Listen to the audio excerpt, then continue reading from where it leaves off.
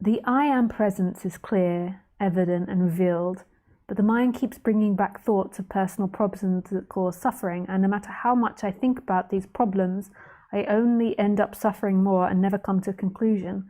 Will the I am presence take care of these problems naturally, or will I have to keep going back to the mind and try to find a solution for myself?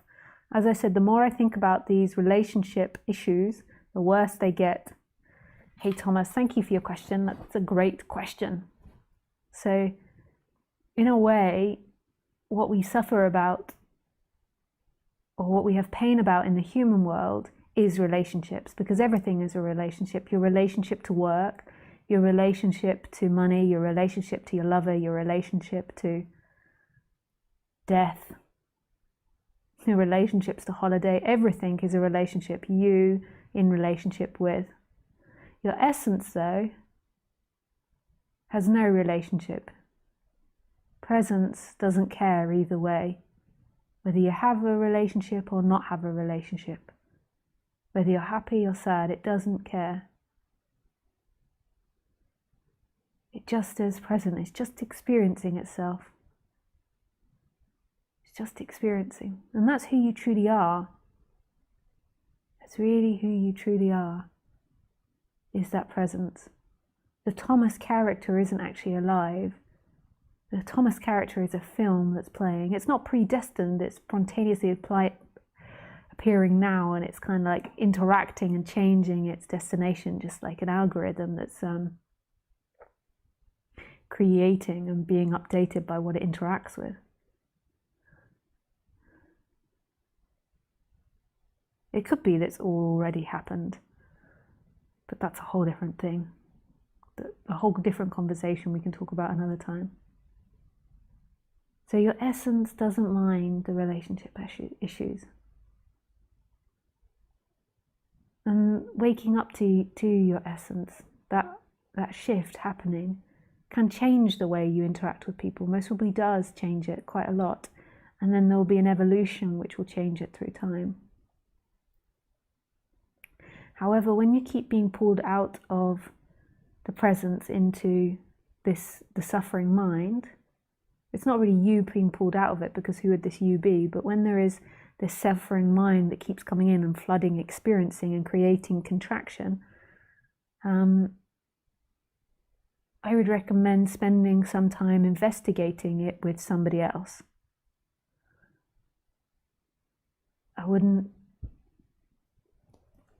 The problem with when you just investigate it by yourself is that your mind will want to stay with the stories it already has. I know that sounds weird, but it will keep wanting to interpret it back into the way in which it already thinks. So it's good to have an outsider view who can point to things and help you explore your dynamics in different ways. So for example, like you could be into this subject and you realize that a lot of your problems is coming from relationship. You can have a tendency to cut off from people and isolate yourself. So getting into this subject, you might realize the problems that arise and think, yeah, I'm just going to remove myself from people, and then think that that's a spiritual practice, whereas actually it could be a defense that's learnt in childhood. That's not necessarily the same for everyone, it's different, but that could be one defense. You could become more cut off. You could block out relationships more. So I would recommend speaking to someone to help reflect back that stuff to you, and then seeing, what projections you have onto that person when you become more close to them and get to know them better. Yeah.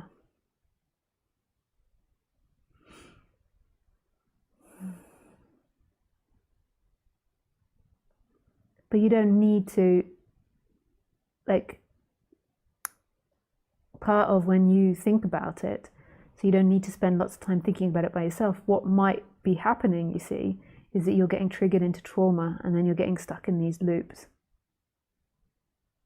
Sometimes that can happen. I had that happen with one very, very deep trauma, that I found that I couldn't think about it too much by myself because I got stuck in trauma. So it's better to then reach out and do that with somebody else and do it in different ways. But it's so great to not isolate yourself and not try to do this by yourself. One thing that I've noticed with men that particularly that are into non-duality is that some tendency that they can have, and they think, I'm going to get into non-duality and I'll work it out all by myself, and they don't reach out. And a lot of the things that we have issue with is in relating, because that's predominantly, you could say wholly, what the character is relationships. And your relationships are founded on genetics, so on your ancestry line, the way in which your ancestors had traumas and related and interacted with people and thought about themselves. And then your social conditioning, so your genetics and your conditioning, the way in which you were conditioned in early life, like how your mum related to you, how your parents related to each other. And then you'll see the world through that. So if your dad was maybe like really cut off and your mum was very needy, ironically, you'll see objects in that way. One will be a dad and one will be the mum. You might be the mum in certain situations, then you'll be the dad. And then you might oscillate.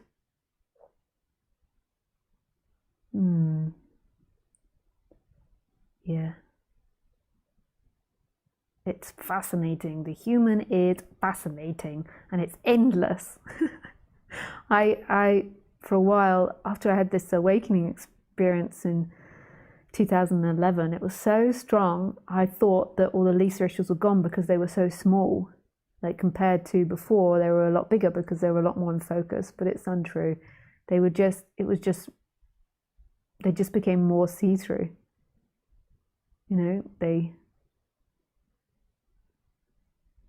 I couldn't feel them as much. And they became more energetic in a way, so less conceptual. Yeah, I still have to work on relationships and how to relate to people. I see that as an endless endeavor, and I maybe see people that don't think that's an endless endeavor as a little bit scary. That's maybe not so balanced to see yourself as having ended dynamics and I don't think I ever thought that I'd completely ended dynamics, but I think I thought I'd ended a lot of them. But to somebody to completely think they've ended dynamics, that to me is not healthy, because there's always relating happening from the human to the next human, and your relating is going to be based on your past experiences. It's not that you're going to suddenly wake up and then become the perfect relating machine. Because everybody that you interact with, it's like that personal, unique dance. There's two energies dancing there. There might be one that's more mature, but there's still two energies there. Yeah. Danke, Thomas. Danke, Thomas. And it's so beautiful. Sorry, I just go back into it. It's so beautiful when both can be willing to see that. That's where the real growth happens. And there can be the one that's more mature. So when I hold sessions, it's about the other person. It's not about me bringing in my dynamics, but I'm prepared to if they come up. I'm prepared to say certain things, but it's mostly about the other person. So it's a focus on them, but because that's, the way in which we relate is important. That's part of the healing process.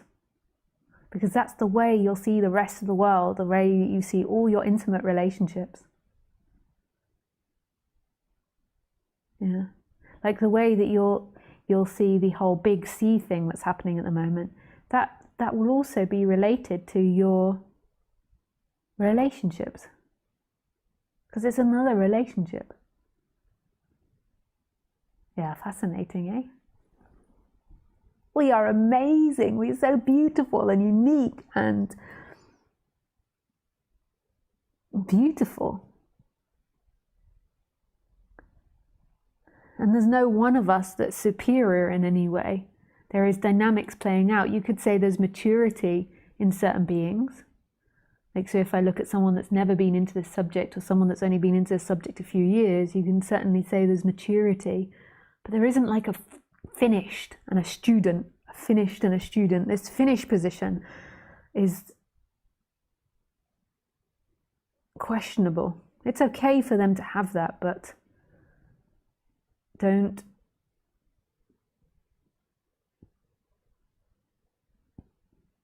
hang all your hats on that stand. I don't even think that's the saying, I'm just making it up, but you know what I mean. Yeah.